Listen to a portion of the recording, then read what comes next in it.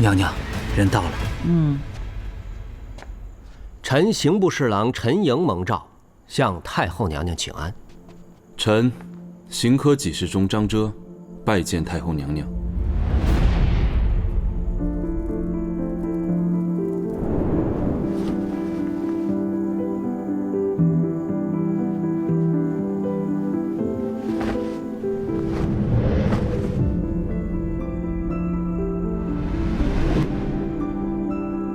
刑科给事中，不过是个7品小官吧？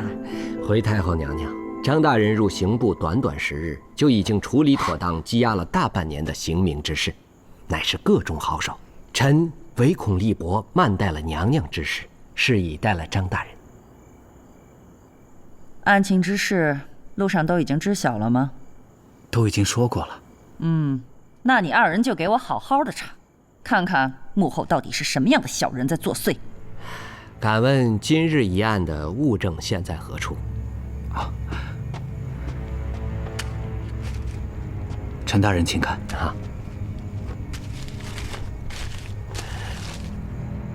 张大人也看看。白鹿纸，普通信笺尺寸，楷体字迹。臣在来的路上已阅了玉如意上所刻内容的拓本，的确与此信内容无异。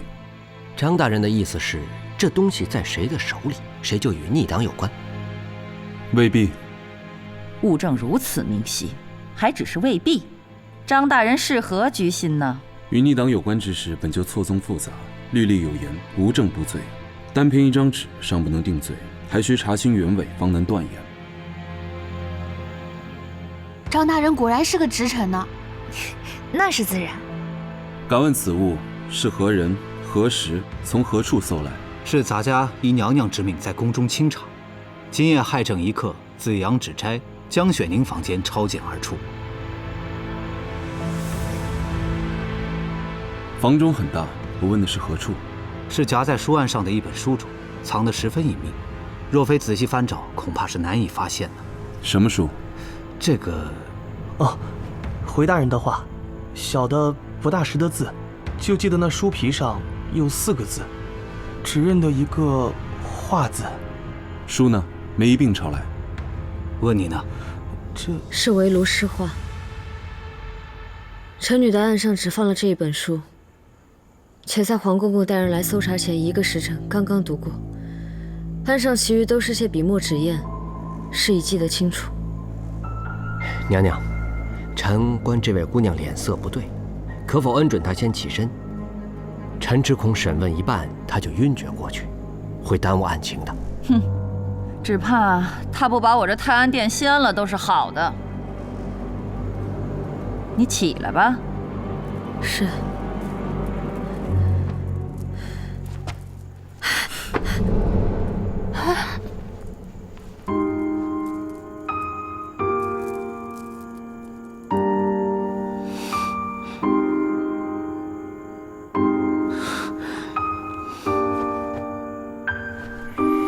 还请大人明察，此旨与臣女绝无关系，也绝非臣女自己。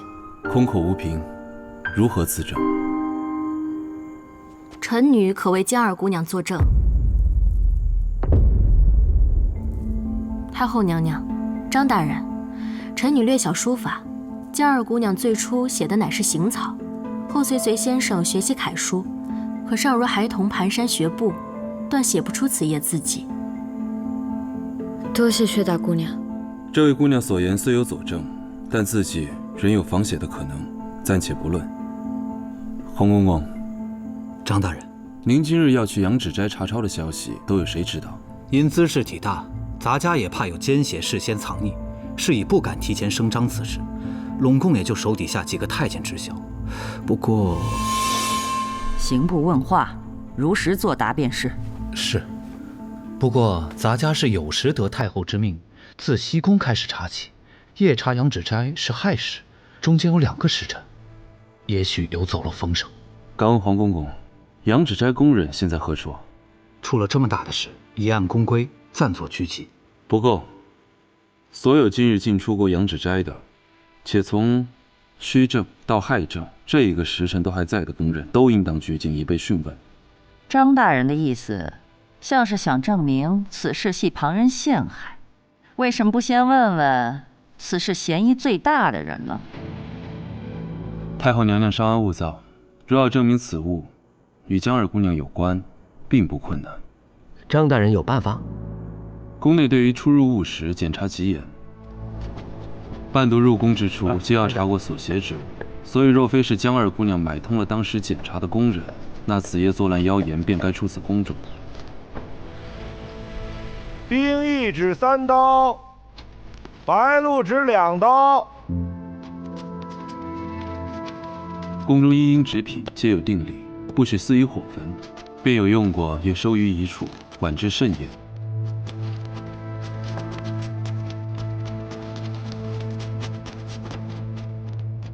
这页纸乃是宫中所用之白鹿纸，杨芷斋个人送到多少，用过多少，内务府处该有记录。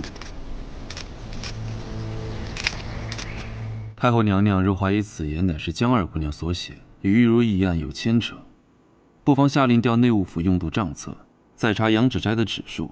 倘若江二姑娘指数对不上，少了些许，此罪之嫌疑便要添上5分。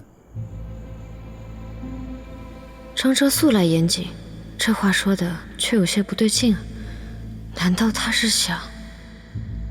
阿叔，有什么不对吗？没什么，从纸本身查起，确实另辟蹊径。只是觉得这话单凭指数论断，未免有些草率了。张大人乃是神断，说不定有他的道理。这倒是个法子。黄日礼，老奴这就去查。等等，杨芷斋毕竟是闺秀居所，查只是细事，既有先前拘禁之宫娥，不如叫他们从旁协助。毕竟都伺候过伴读，也知道的细些。夜色将深，下官与陈大人外臣入宫办案，多显不便，也恐拖得太久。就按张大人说的办吧。是。请太后娘娘准许微臣在外等候。准。女儿家的住处精致，且多有私隐之处。张大人特意点了宫娥去协查，也不知是怕冒犯了杨芷斋的哪位姑娘。讨厌，娘娘面前你莫要放肆。张大人，你给我透个底，这江姑娘看起来有几分像被冤枉的呀？陈大人当真关心？这是自然的。我们刑部断案又是如此大的案，我身为侍郎自然要关心，否则也不会带上张大人你呀。大人叫我来，无非是担心真相并非如太后娘娘所愿。若太后娘娘怪罪下来，也好有人抵罪。张大人这话说的，我好歹是你上级，岂能让你一人承担呢？无妨，下官只关心案情，真相到底如何，一会儿自见分晓。圣上驾到！微臣见过圣上。免礼。先前得闻泰安殿奏报，大体知道出了什么事，查得如何了？正查到关键处，已令人去杨芷斋与内务府核对指数。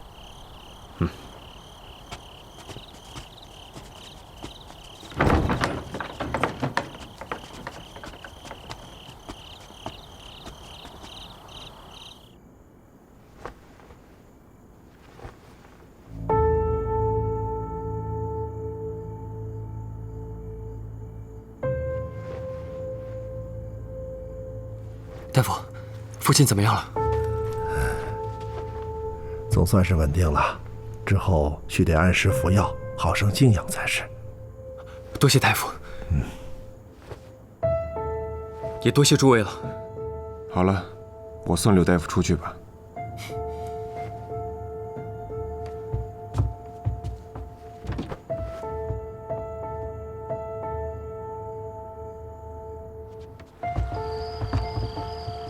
今日多谢柳大夫替谢某保密，没有将咽喉叶中毒之事告诉燕世子。老夫曾受先生大恩，先生所托自当完成。其实侯爷的剑伤本是不深，但那剑上的毒却是阴毒的很。老夫还从未见过这样的毒性。多亏了大人给他解药方子，还是多谢柳大夫了。道晴，悄悄把柳大夫送出去吧。是，柳大夫，这边请。这毒虽然瞒下了，但侯爷遇刺的事儿，这严离能善罢甘休吗？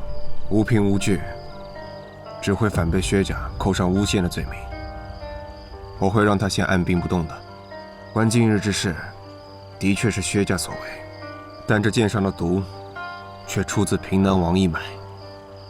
看来这宫一城，已经在薛家的刺客中安插了人手。他想借着薛远的计划，趁机除掉燕侯爷。恐怕这薛远做了他人的刀剑都不自知。的确如此，但这宫一城在暗，我们在明，他又知道你的身份，我们行事起来难免投鼠忌器。让道清尽快找到宫一城，我必须见到他。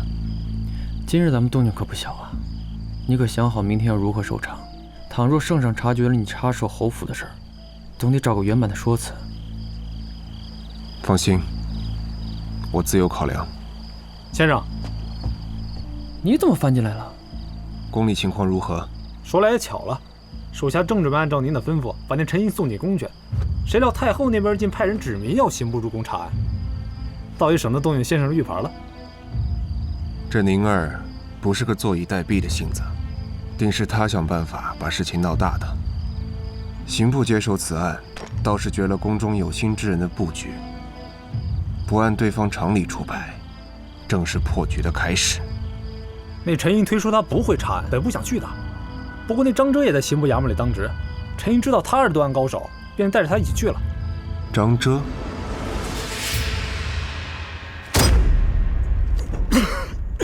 圣上息怒，乱臣贼子妖言惑众罢了，不日便会连根拔起，为此弃掉龙体不值当。连圣上都惊动了，你好大的本事！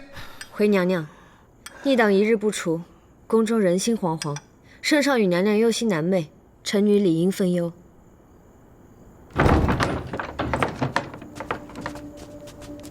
启奏圣上，回禀娘娘，老奴奉命核查杨芷斋之书，何得内务府共拨白鹿指16刀，又有长公主殿下授意，为江雪宁添白鹿指1刀，冰翼指1刀。少废话，就说只少了没少？少了，正少了1张。证据确凿，现在你倒是说说，少的那张纸去哪儿了？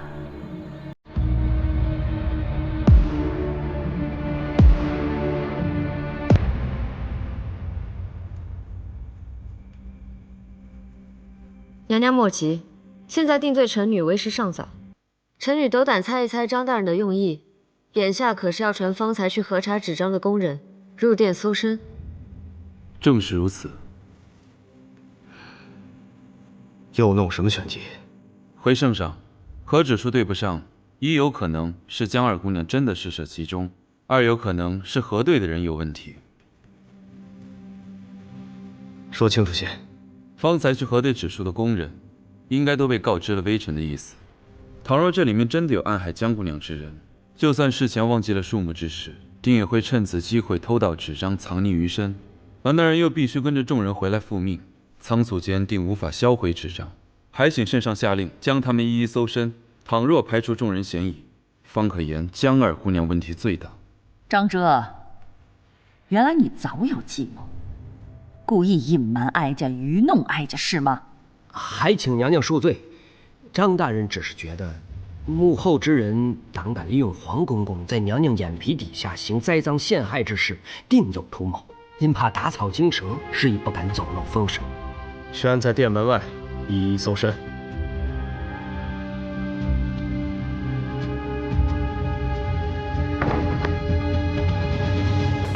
想不到张大人还有连环计，我还以为是为了姚姐姐的名节考虑呢。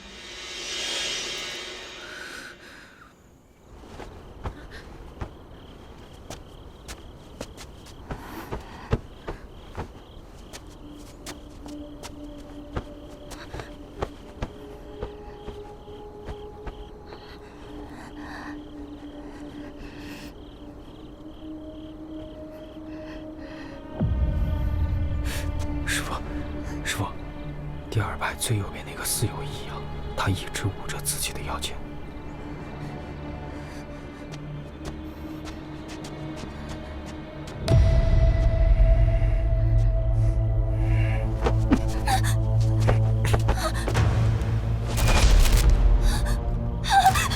不是奴婢，不是奴婢的，不是奴婢啊！师傅，这……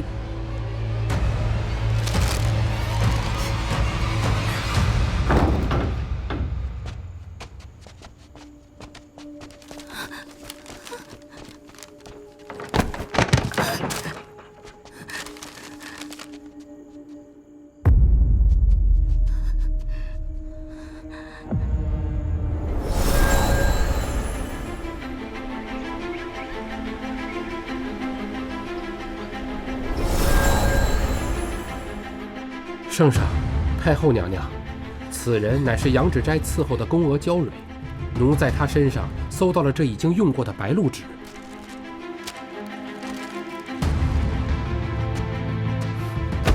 你个小贱蹄子，说，从何处拿来这纸？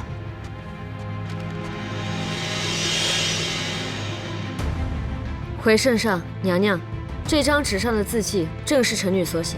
想来他方才只能协助，没机会碰费用的纸，所以才悄悄从角落里拿了这张沾过墨的，却也刚好证明了这纸为臣女所有。不是这样的，不是这样的，圣上娘娘，是奴婢今晨洒扫房间时，发现这纸污损了一些，因知纸贵，又知江二姑娘奢靡不会再用，便想偷偷留下来练一练字，心想着写满了再放回去也是无人知晓的。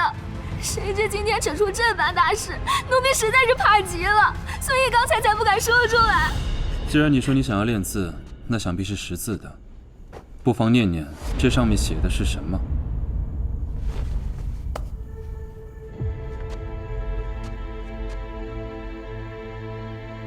素闻张大人有随身携带公文的习惯，想必是刑部的公文。这上面写的是《诗经》里的蒹葭，你会读吗？蒹葭。这公文上又怎么会有诗呢？瞪我作甚！若不是此时在圣上与娘娘面前，我早就2巴掌扇在你脸上，好问问是哪样的蠢主子养了你这样的废物！放肆！什么主子奴才的？你不过是一个小小的伴读，谁会处心积虑地加害于你？圣上，此事事关臣女清白，更关乎逆党一案，关乎朝廷社稷，请圣上明察秋毫，审出幕后之人，为臣女主持公道。你先起来吧。是。不错，你既不识字，纸上之言你亦不认得，便不可能是你独自作案。说，背后究竟是何人指使于你？